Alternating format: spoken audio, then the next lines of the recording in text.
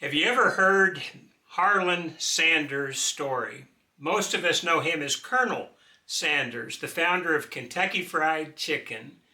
When he was, I believe, 63 years old, he went out to his mailbox, as legend has it, and he found his first Social Security check. And he decided he wasn't ready to be put out to pasture yet. And so he took the proceeds from that check and he decided that he would try and get together an enterprise where he could sell his mother's fried chicken recipe. There was no fried chicken in his mind like his mother's recipe, but as he went around from place to place trying to sell the rights to it, nobody wanted it. And so instead of giving up, he just decided he would start his own restaurant. And of course, the rest is history.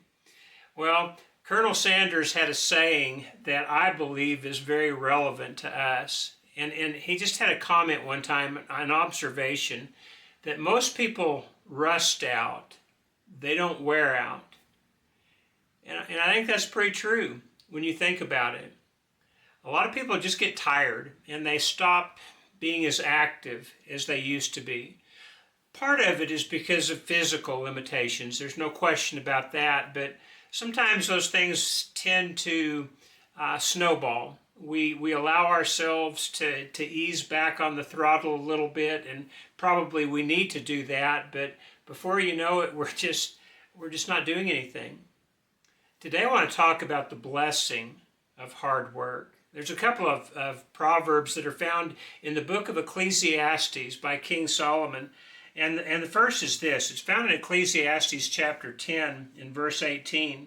And he said, if a man is lazy, the rafters sag. If his hands are idle, the roof leaks. Well, how many times have we just been too lazy to fix something that we knew needed fixing? And if we had taken care of it right away, it would have just been a little repair. But we procrastinated and we put it off, and before you knew it, that little repair became a really serious item, an expensive item. Maybe even had to hire somebody to take care of it. And if we'd have just taken care of it when it was first starting to show up, it would have been okay. Well, I believe there's a lot of people that just are kind of hard work averse. They just don't seem to appreciate the virtue of hard work. You see that a lot at the different places you work at. There's always the person at the office who spends a lot of time at the coffee pot on breaks and just seems to always extend his break a little bit more and more, or he's always watching the clock to see when he gets off. And then there's the ones on the work site where the rest of the crew has to make up for him because he's the one that's always kind of just picking up a half load. And a lot of times when we get this way, we think that we're being smart, but what we're really doing is we're really creating a lot more work, either for ourselves or for someone else. And the reason is because we don't recognize the blessing of hard work.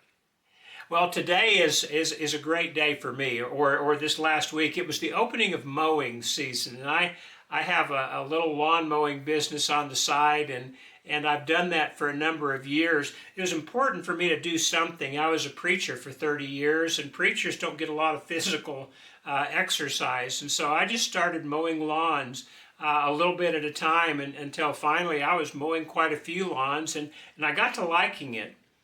Instead of always sitting down or standing up to preach, I was able to actually get out in the fresh air and do something that was worthwhile. Now, obviously, I felt like preaching was worthwhile. You may have a different opinion on that, but I also felt like there was something to be had by adding physical work to my load, and it certainly turned out to be a blessing.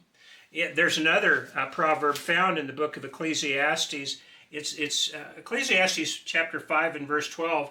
It says, the sleep of a laborer is sweet, but the abundance of a rich man permits him no sleep. Well, think about that. Isn't it true that after a hard day's work, usually when our head hits that pillow, we're out before we know it?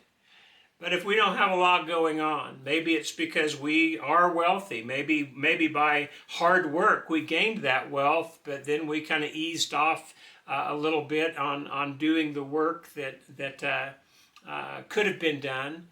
And now we're just kind of tossing and turning at night, probably worrying about how we're going to keep our wealth. Not so the laborer. The laborer just, he knows he's got to get up and work every morning if he's going to eat every day. And so he does that. He puts in an honest day's work for an honest day's pay. And so he can go to bed at night exhausted, but with a clear conscience, because he's been doing something, again, that's virtuous. Well, this idea of hard work is something that I believe those who have discovered it understand this truth.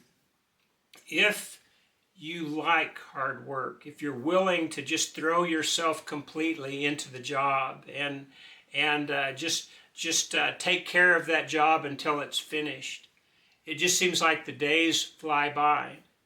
And it also seems like your life is more fulfilling because of that, because you're actually accomplishing something. I realize there's a lot of people who just mindlessly work at something. They don't think about what they're doing. They just do it because it has to be done. I'm not talking about that. I'm talking about an actual appreciation for hard work. It's something that I believe we all need, and there is no area that is more important to have a desire to work hard than in our service to God. I think just about everybody is familiar with the parable of the talents, but just by review, in that parable, a master called 3 servants to him.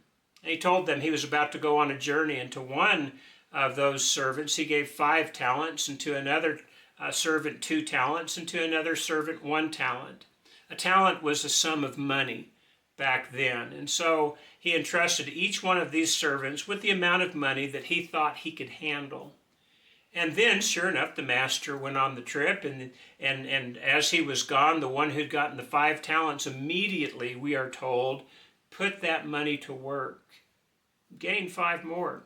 The same thing with the man with 2 talents. He put it to work, and he gained 2 more. Both of them doubled the funds that the master had left them.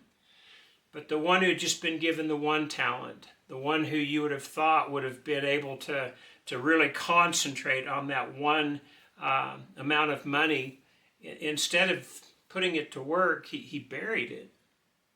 Oh, the master came back, and each one of the servants came before the master to tell him how they had done. And the one with the 5 talents, the one with the 2 talents, informed the master that they had put his money to work, and that they had doubled his money. And do you remember the response of the master?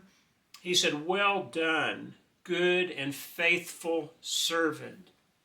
You've been faithful in a few things. I'll put you in charge of many." But then we see that one who'd been given the 1 talent. And there was a reason he was a 1 talent man, because he had a bad attitude.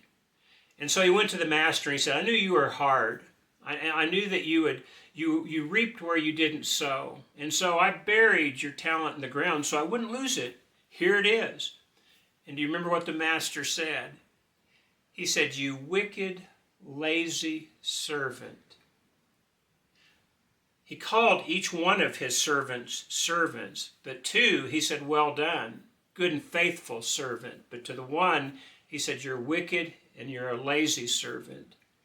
And then he cast him into the outer darkness. Well, of course, the parallel for this parable, the moral of the story that Jesus was trying to get across when he gave this parable was just this. God entrusts all of his servants with a certain amount of responsibility, whether it's resources, whether it's time, whether it's a physical talent of some kind, whatever it is, God entrusts us with that, and he expects us to use that in his service. We can also enjoy a portion of that for ourselves. There's nothing wrong with that. But we don't want to lose sight of the fact that we're servants. We're workers. And yet a lot of people don't like that work. As a matter of fact, there's a lot of people don't like the word servant, even when it comes to God. And because of that, they refuse to work for him. They're too good for that. There will be a time when God comes and calls us to account. And the deciding factor is going to be what we did, because he's extended his grace to everybody. And Jesus died for everybody's sins. So that's already been taken care of. But we are told that each man will be judged according to what they've done. And so if you and I have worked as best we can, and even if initially we did not, but at some point we woke up and came to our senses and then got to work for God, not because we were afraid he was going to punish us, but because he loved us so much and we love him in return, and it's the least we can do in return for that. For those of us who are willing to work for the Master, there will be a reward, far in excess of anything that we deserve. We all deserve death, we know that. But again, Jesus took our place on the cross. He suffered the death we deserved. We have this chance now, a second chance, to work for God. What will you do with it? Your attitude's going to be key in this. If you and I recognize that work is a blessing, well, and then working for God is especially a blessing, I believe we'll get to the work that a good and faithful servant should do. But if we do not, if there is a sloth within us, there may come a time, there will come a judgment day, when God might say to us, "You wicked, lazy servant." And it will all be because we were unwilling to work, because we didn't love him enough to do that. Choice is yours. Which will you do? A life of satisfying work for the Master and then an eternity of the same, or just kind of ducking your responsibility for a lifetime and then waiting in terror for your judgment someday? You get to choose. I'm going to choose the work. I like the work, and I suspect you do too. You probably wouldn't have listened this far if you didn't. So if that's the case, then well done. Let's keep on working for the Master, for God and for Jesus, because it is such a privilege, and they're worthy of that effort. Appreciate your tuning in today. I hope this gives you something to think about. But until next time, I pray that God will richly bless you as you seek to serve him to the best of your ability. God bless.